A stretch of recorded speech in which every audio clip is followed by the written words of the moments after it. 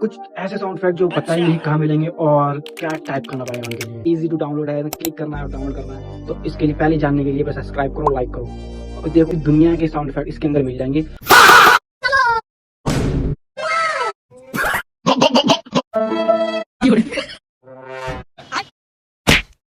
लेकिन ये साला रोम भाइयों, अबे साले इसमें कुछ यूनिक साउंड इफेक्ट्स हैं और इसमें अलग कैटेगरी भी है। Meme category, sports meme category और world wide category, Indian memes category, बहुत सी कैटेगरीज हैं। आप कैटेगरी सिलेक्ट करके मीम को डाउनलोड कर सकते हैं। इस सीक्रेट वेबसाइट का नाम जाओ सब्सक्राइब करो और कमेंट पिन में देखो। Next part Key Live. Subscribe Karen.